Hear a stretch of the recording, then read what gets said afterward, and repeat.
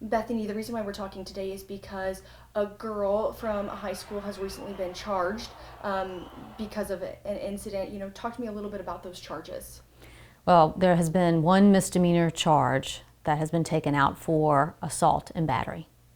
So there's been that one misdemeanor charge, and does it make a difference? I mean, for the background on this case, we've seen the video. We've seen that there was an incident at a track meet involving two high school students. Does it make any difference that this was at a high school? There's no difference as far as where the incident occurred. Given that two juveniles are involved, the case will be heard in the Juvenile and Domestic Relations Court, which is a closed court because there is confidentiality for our juvenile proceedings. Mm-hmm. And so my other question is, something that often comes up is this is sports, right? And so, I mean, usually when there are fights happening or this is not necessarily a fight, but whenever there's a fight or something of that nature, it's usually happening in football, soccer, something more like that. Does it make a difference? I know this is a track incident, but does it make a difference that it happened in sports? I've been asked that question and have discussed that. So I think there are some sports where it's a contact sport. You're assuming the risk, or there's some sort of consent to those hits or tackles, things of that nature. But there's still a recognition when someone goes beyond what is acceptable for the sport. Usually in, say, football, for example, if there is a hit, it's after the play has been called to a stop, there are penalties for that. Now it's up to also the person who is the recipient or the person who was being beaten on or assaulted, that they can pursue charges. In those instances, you do not typically see that, but I think also coming into play is what is normal for that sport. If you have pushing and jostling, that's normal for some sort of sport, as opposed to you would not expect. So for example, baseball, sometimes you see the pitchers, they get mad, they throw a 95-mile-per-hour ball at the batter. For one thing, the batter can see it coming, and sometimes the batter then charges the mound and there's a fight. What you don't usually see is the batter charging the mound with a baseball bat and using that as a weapon toward the pitcher. So I think every one of these instances, it depends on what's going on. There's no sports exception to our criminal law, and the particular facts and circumstances must be taken into account. Okay.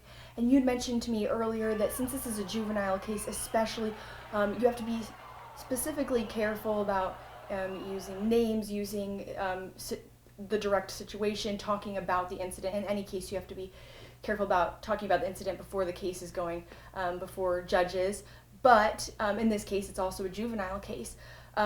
So with this, are you able to say if the Commonwealth Attorney's Office brought forth the charges, or if the person who was assaulted brought forth the charges? Well, it was not my office that sought out the charge, so you either have the complainant or you can have the law enforcement agency that investigated the case that can go down and to the court services unit to take out the charge. Okay, so in this case it was law enforcement that went down, or I'm not going to give any details about the case, yes. That is totally okay. And so moving forward with this, right, so we have the charge. What's the next steps? What is the next steps when it comes to the process, when it comes to juvenile domestic relations court with a charge like this? When the Juvenile and Domestic Relations Court, if a petition is sought against a juvenile, the juvenile would be served with that petition and then would have to come back to court first for an advisement, and that's where they tell the juvenile, this is what you've been charged with. Would you like an attorney? Can you afford an attorney? If the juvenile is determined to be indigent, the court can appoint an attorney. Otherwise, the juvenile, or usually the family, will retain an attorney. After that, a trial date is set. So if the juvenile is not being held in detention, if they're free, there's no bond for juveniles. They're not putting money up to stay out on bond. Sometimes there are conditions of good behavior, things of that nature, for them to remain out from detention, because public safety is a priority for the Juvenile Domestic Relations Court, but as is the rehabilitation of the juvenile, and recognizing that juveniles are different than adults.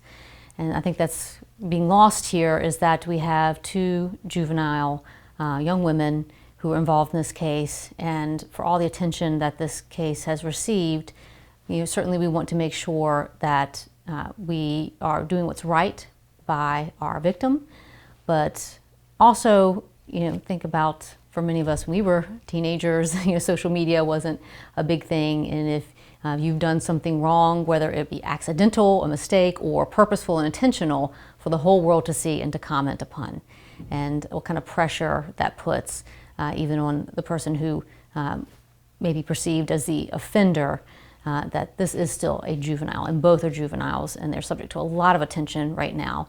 And just to know that we don't condone violence, we don't want to see any kind of violence in any of these sporting events, but also we want to work towards helping this juvenile and work towards rehabilitation, which is what that court is designed for. Towards rehabilitation and making things right for them as well from both sides. Yes. So, you kind of brought up this has received a lot of attention, national attention actually. We've seen the video played everywhere. The case has received national attention. As the Commonwealth's attorney here in Lynchburg, where the case happened, what were your thoughts? Were you surprised to see this case receive national attention? I was surprised to see it receive so much attention.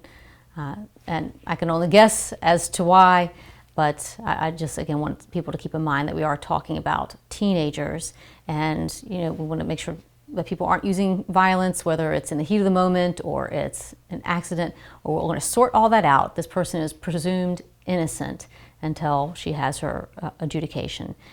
So I, would ask people to please take it easy on the comments.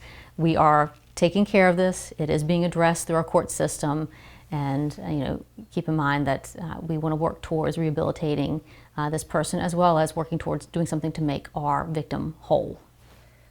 Great. And my last question for you is, how much weight does this charge carry? What type of punishment does it carry? That type of thing. For an adult charged with a misdemeanor, such as assault and battery, that would carry 0 up to 12 months in jail and up to a $2,500 fine. But given that this case is in the Juvenile and Domestic Relations Court, the court has a lot more options to work towards that rehabilitation. So that depends on a lot of factors that have yet to be sorted out, but just to give an example, it could be things such as do community service and attend counseling, write a letter of apology, or as serious as spend some time in detention.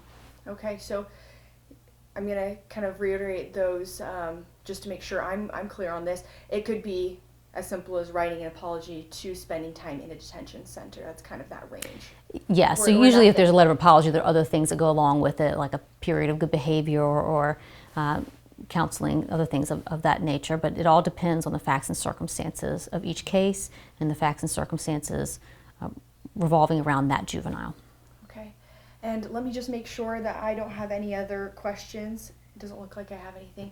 Okay, is there any last thoughts you have? Anything else we should have covered when it comes to this case? No, I think we covered it all. Thank you.